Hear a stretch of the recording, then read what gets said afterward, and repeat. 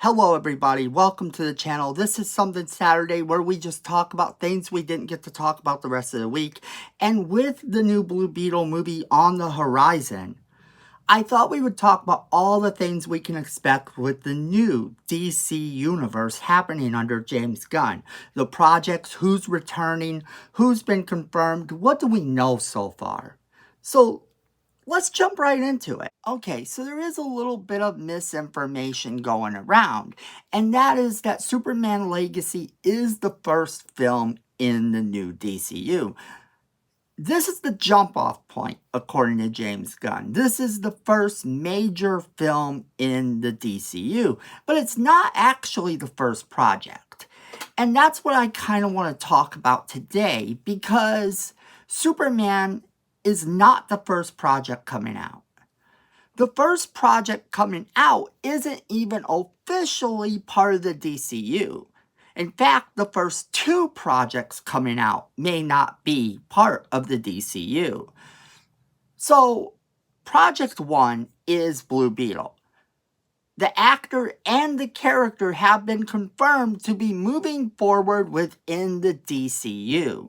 So, even though this is not a DCU film per se, it is still going to be the same character, same actor, just maybe some events change and maybe they don't change that much.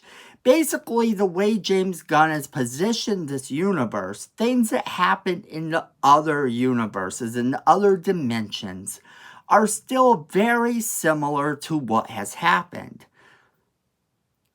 And you can say that this character and this movie is still the beginning of the new DCU.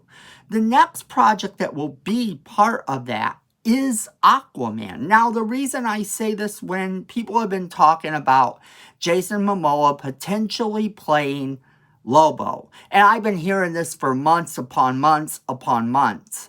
But here's the thing with that. It's not entirely true. It hasn't been confirmed yet that he will be playing Lobo. In fact, he has been in talks with James Gunn for a long time, probably about the Aquaman role. If the Aquaman movie is a success, and the first one did very good, and Jason Momoa always kind of saw this movie as a trilogy situation anyway, then we can guarantee that he will continue to be our Aquaman. Maybe they cut his hair and dye it blonde or something like that, but he will continue to be our Aquaman if the movie does well. Now, of course, Ezra Miller as the Flash is completely out.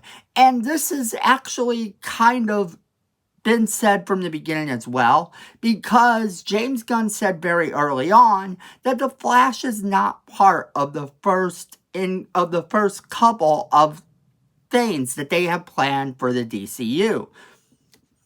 He doesn't have anything planned for the Flash for a very long time. Now, that being said, even these two projects are not the first projects in the new DCU. The next project is Creature Commandos. Creature Commandos is definitely a thing. But wait.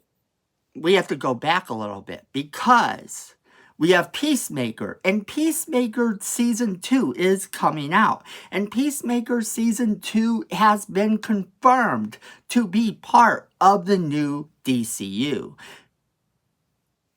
And Amanda Waller has been confirmed to be part of the DCU with her own show coming out. And not only that, the Creature Commandos, as I previously said, are going to be in an animated form with the actors who play them set to play them in the real life incarnations too. But that's not the only thing, because we have a Wonder Woman prequel show that has been talked about.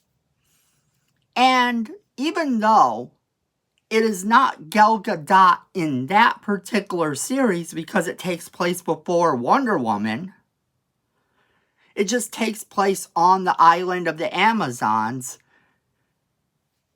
Gal Gadot has been in talks about potentially reprising her role, and James Gunn has sort of hinted that she may not be done. So there you have those people potentially coming back. And then we got confirmation that in Superman Legacy, we're going to have Hawk Girl, Mr. Terrific. We're going to have Guy Gardner, the Green Lantern. And we're going to have Metamorpho. Well, that's not even half of it.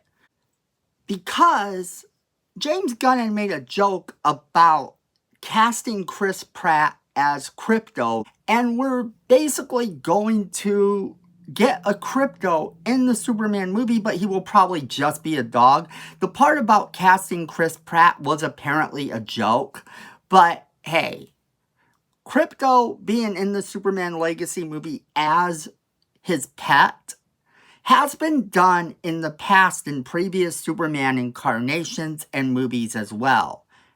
We have seen this happen in the animated movies. We have seen this happen on TV shows. So it's not that big of a surprise. But then we've got confirmation that Batman is going to be part of the DCU, and that should come as no shock. But we're going to have two Batmans. We're going to have the one that is in Elseworlds, which is Robert Pattinson, and we're going to have whatever Batman he decides to use, which won't be one of the previous ones, but will probably be an entirely new Batman altogether. But it has also been confirmed we will be getting Robin in the form of Damian Wayans.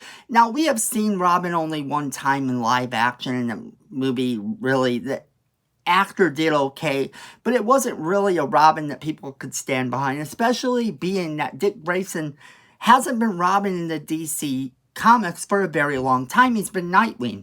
But this confirmation confirms that possibly we will be getting a Nightwing in the future in live action in DC. So that is a good thing too. Then we have Supergirl. Supergirl has been confirmed and will probably not be the one from the Flash movie. She looks a lot different and sort of is more reminiscent of that universe than the one that he would probably use. He has said it's going to be a Supergirl Woman of Tomorrow movie.